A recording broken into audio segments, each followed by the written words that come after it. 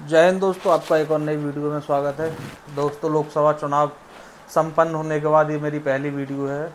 दोस्तों, जैसा कि आपको पता होगा, हरियाणा में विधानसभा चुनाव आरंभ हो चुके हैं, तिथि भी आ चुकी है चुनाव आयोग की तरफ से। तो आज हम बात करेंगे हरियाणा विधानसभा चुनाव के बारे में। दोस्तों, हम जैसा कि आपको पता है, पहले भी जब लोकसभा चुनाव में जो देश की बड़ी बड़ी हॉट सीट थी उसके बारे में बात कर रहे थे, तो आज इसी तरह एक और हरियाणा की हॉट सीट के बारे में बात करेंगे, जुलाना विधानसभा। जी हाँ दोस्तों, वही जुलाना विधानसभा जहाँ से कांग्रेस ने अपना उम्मीदवार विनेश फोगाट को बनाया है। बहुत ही हॉट सीट है। पूरा देश, पूरा हरियाणा इस पर निगाह लगा के बैठा है। हर कोई जानना चाहता है कि जुलाना विधानसभा में ऐसा क्या है जो विनेश फोगाट को कांग्रेस ने जुलाना विधानसभा से ही टिकट क्यों दिया। तो दोस्तों, सबसे पहले मैं आपको जुलाना विधानसभा के बारे में बता दूं। जुलाना विधानसभा 1967 में प्रकाश में आई। जब से हरियाणा के गठन के बाद 1967 में पहली बार इसमें चुनाव हुआ जुलाना विधानसभा के अंतर्गत। जुलाना विधानसभा में 1967 से लेकर 2024 तक केवल 3 बार कांग्रेस वहाँ से अपना उम्मीदवार को जिता पाई है। केवल 3 बार ही कांग्रेस पार्टी जुलाना विधानसभा जीतने में सफल रही है।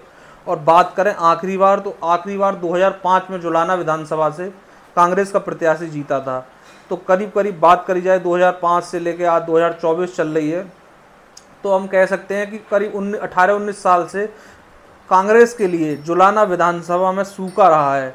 कांग्रेस 15 साल से आखिरी 15 से 19 साल से अगर देखा जाए तो जुलाना विधानसभा में कभी जीत नहीं पाई। तो कांग्रेस के लिए काफ़ी क्रिटिकल ये विधानसभा है। ऐसा नहीं है कि कांग्रेस के लिए खुला मैदान है कि कांग्रेस ने विनेश फोगाट को उतार दिया, और कांग्रेस की कोई परंपरागत सीट कभी रही नहीं है जुलाना विधानसभा। मैं आपको पहले ही बता चुका हूं कि 2005 से अभी तक जुलाना विधानसभा कांग्रेस जीत नहीं पाई है। तो कांग्रेस ने ऐसा नहीं किया कि जुलाना विधानसभा से विनेश फोगाट को उतार कर खाली टिकट देके सीधे सीधे ऐसी विधानसभा दे दी कि जहां पत्ते खुले हुए हों और विनेश फोगाट आसानी से जीत जाए। तो कांग्रेस ने ऐसी विधानसभा विनेश फोगाट को नहीं दी है। अब विनेश फोगाट ने भी जुलाना विधानसभा से ही लड़ना क्यों समझा, इसके बारे में जानते हैं। विनेश फोगाट की ससुराल जुलाना विधानसभा के अंतर्गत आती है। तो विनेश फोगाट अपनी ससुराल जो जुलाना विधानसभा है वहाँ से चुनाव लड़ रही हैं। बाकी जुलाना विधानसभा के बारे में बता दूं दोस्तों, ये जिंद जिले के अंतर्गत आती है। जिंद के बारे में आपको बता दूं, हार्ट ऑफ हरियाणा बोला जाता है जिंद को। जिंद जो शहर है उसको हार्ट ऑफ हरियाणा बोला जाता है। लेकिन दोस्तों, जो ये विधानसभा है, लोकसभा सोनीपत में आती है।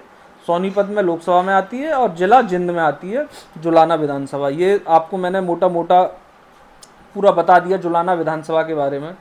बाकी जुलाना विधानसभा में जो विनेश फोगाट को उतारा है, लेकिन मैंने हरियाणा की राजनीति में दोस्तों एक हिस्ट्री में एक चीज़ देखी है कि जो पहलवान हैं, चाहे वो भाजपा की टिकट से लड़े हों, चाहे कांग्रेस की टिकट से लड़े हों, वो रिंग में तो जीत जाते हैं। लेकिन चुनावी राजनीति की हरियाणा की बात करी जाए, हरियाणा की चुनावी राजनीति में पहलवान सफल नहीं हुए हैं। ये इतिहास बताता है हरियाणा का। जितने भी खिलाड़ी रहे हैं वो हरियाणा में रिंग में तो अपने कलाबाजी से, कराटे से जीत गए हैं, लेकिन पॉलिटिक्स की रिंग में कभी खिलाड़ी सफल नहीं हुए। जिसका उदाहरण है, आप देख सकते हैं योगेश्वर दत्त। दो बार विधानसभा चुनाव लड़ाया बीजेपी ने योगेश्वर दत्त को। पूर्व पहलवान है योगेश्वर दत्त, दोनों बार वो असफल रहे। बाकी आप बात कर सकते हैं बबीता फोगाट को भारतीय जनता पार्टी ने विधानसभा का टिकट दिया था, लेकिन वो भी नहीं जीत पाई।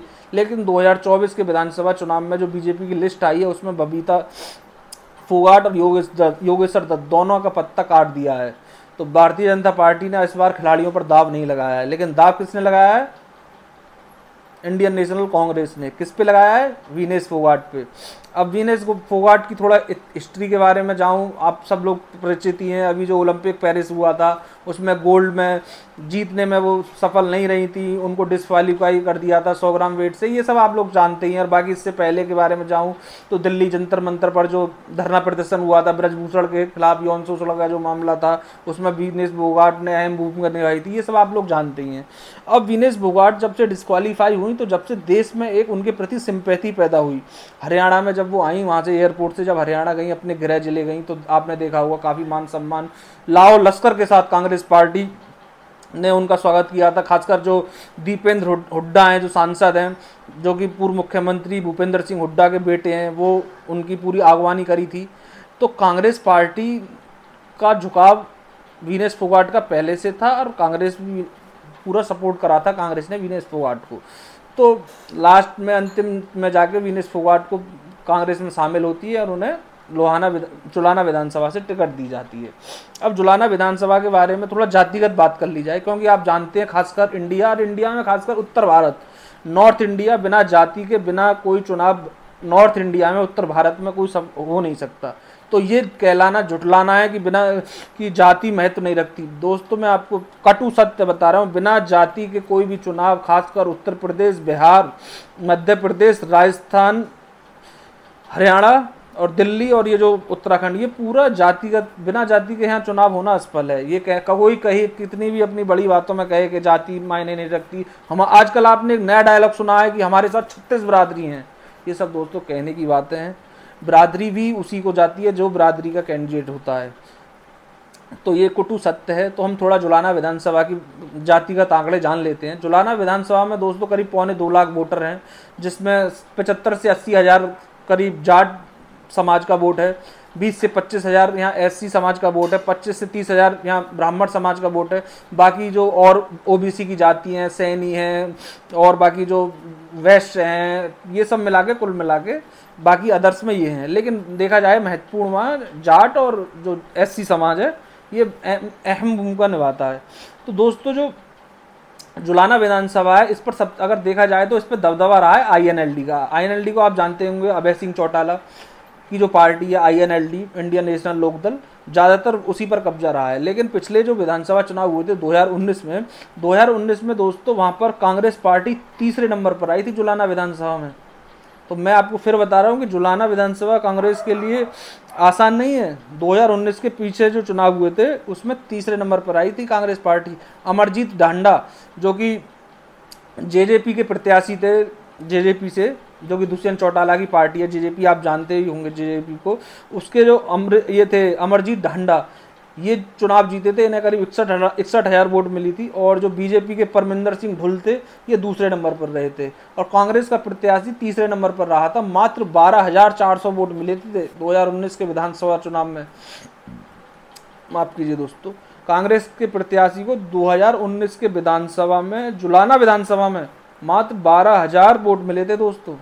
तो आप ये लगा सकते हैं कि कांग्रेस की जमीन ज़्यादा मजबूत कभी रही नहीं है जुलाना विधानसभा पे।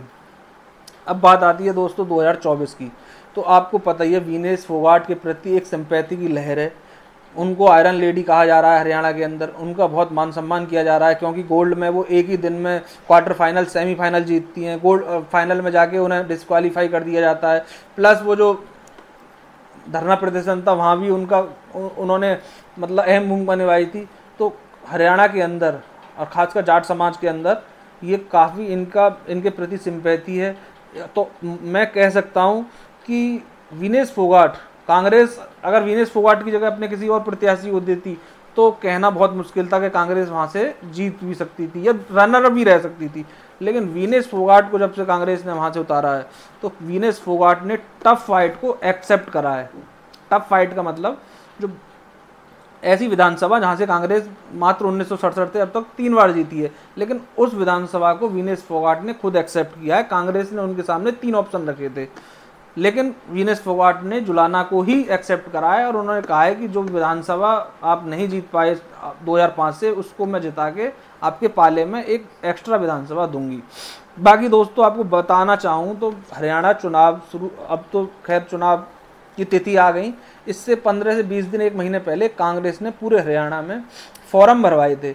हर विधानसभा से बोला था कि जो प्रत्याशी विधानसभा का चुनाव कांग्रेस से लड़ना चाहते हैं वो फॉर्म भरें। तो दोस्तों हर विधानसभा पे करीब किसी पे 20 फॉर्म भरे गए। एक विधानसभा से 20 प्रत्याशियों ने अपने फॉर्म भरे, किसी पे 25 ने भरे, किसी पे 30 ने भरे, किसी पे 40 ने भरे। और जुलाना विधानसभा सीट से कांग्रेस का जो फॉर्म भरा था प्रत्याशियों ने, जो दावेदारी ठोकी थी, उसमें 88 लोग थे दोस्तों। और मैं आपको बता दूं फॉर्म कुछ ऐसा नहीं था कि हर कोई मुंह उठा के हम बार भी के भर दें कि हाँ जी मुझे भी विधानसभा टिकट चाहिए। एक फॉर्म की फीस थी 20,000 रुपये। आप समझ रहे हैं ना, एक फॉर्म की 20,000 रुपये फीस थी। फीस इसलिए रखी गई थी, अगर 20,000 फीस नहीं रखते तो हर आदमी विधायक बनने के लिए पर्चा भर देता फार्म। जैसे आजकल आप देखते हैं कि कोई सरकारी भर्ती का फार्म निकला जब पढ़ नहीं रहे हो, 2 साल से किताब ना खोली हो, फॉर्म हर कोई भर देगा 300 रुपये 500 रुपये का। तो कांग्रेस ने इसी वजह से 20,000 रुपये उसकी फॉर्म की रसीद की जो फीस थी 20,000 रुपये रखी थी। तो 88 लोगों ने, हर प्रत्याशी ने 20,000 रुपये का फॉर्म भरा था। तो 88 लोगों ने जुलाना विधानसभा सीट से कांग्रेस पार्टी से दावेदारी करी थी विधानसभा की टिकट लेने के लिए। अब विनेश फोगाट के लिए जो सबसे सिंपैथी तो है, जीत निकाल लेगी सीट अपनी, लेकिन सबसे महत्वपूर्ण जो उनके लिए जिम्मेदारी है, जो उनकी परेशानी है, जो 88 लोगों ने जिन्होंने फॉर्म भरा है, अब उनको टिकट मिली नहीं विनेश फोगाट को, तो उन सबको एक छतरी के नीचे लाना, सबको एक छतरी के नीचे लाना। कोई ऐसा ना हो कोई INLD से टिकट लेने चला जाए, कोई आम आदमी पार्टी से टिकट लेना चले जाए, कोई अभय सिंह चौटाला से, कोई दुष्यंत चौटाला की JJP से टिकट लिया है, या कोई निर्दलीय भर दे, तो जो भीतरघात हो गया उनके अंतर्गत, तो अब विनेश फोगाट के लिए फंस सकती है सीट। इसका कारण ये है कि JJP ने भी जो 2019 में जो उनके विधायक थे अमरजीत डांडा, उन्हीं को 2024 में प्रत्याशी बनाया। ये भी एक मजबूत प्रत्याशी है अमरजीत डांडा, पूर्व जो 2019 में विधायक थे। तो विनेश फोगाट के लिए और खासकर भूपेंद्र हुड्डा के लिए, क्यों? क्योंकि विनेश फोगाट को कांग्रेस में शामिल कराने का सबसे बड़ा अगर अहम रोल जाता है तो वो भूपेंद्र हुड्डा, पूर्व मुख्यमंत्री, और दीपेंद्र हुड्डा को जाता है। तो भूपेंद्र हुड्डा की भी बहुत बड़ी जिम्मेदारी है कि जो 88 प्रत्याशी जो कांग्रेस से टिकट मांग रहे थे, उन सबको एक छाता के नीचे लेके आना। कोई निर्दलीय या किसी अन्य पार्टी से टिकट ना लिया है, जिससे क्या है कि आपस में ही वोट कट जाएं और इसका फायदा भारतीय जनता पार्टी या JJP या INLD या कोई और ना ले जाए। तो विनेश फोगाट ने ये राजनीति में जो एंट्री करी है, ये खाली विधायक तक सीमित नहीं है, ये मैं आपसे कहना चाहता हूँ। अगर विनेश फोगाट विधायक बनती हैं, और सबसे पहले उनकी परीक्षा खाली विधायक बनना है, विधायक बनने के बाद फिर कांग्रेस की जिम्मेदारी है कि वो विधायक से उन्हें कहाँ पहुँचा सकती है। अगर हरियाणा में कांग्रेस की सरकार बनती है और विनेश फोगाट विधायक बनती हैं, तो वो एक विधायक नहीं रहेंगी, जरूर उन्हें कैबिनेट का कोई मंत्रालय मिलेगा, और ज़्यादा से ज़्यादा चांस है कि उन्हें खेल मंत्रालय दिया जाए कैबिनेट का, और वो एक बड़े स्तर की नेता बनेंगी। अभी उनकी उम्र ज़्यादा नहीं है, अभी उनके आगे पूरी लंबी राजनीति है। तो विनेश फोगाट खाली एक विधानसभा तक सीमित नहीं है, लेकिन अगर वो विधानसभा तक सीमित हो सकती हैं, अगर कांग्रेस की वहाँ आपसी दगाबाजी से अगर विनेश फोगाट की वोट कट जाती है और विनेश फोगाट अगर जीतने में सफल नहीं होती, तो फिर विनेश फोगाट एक विधानसभा के अंतर्गत रह जाएंगी।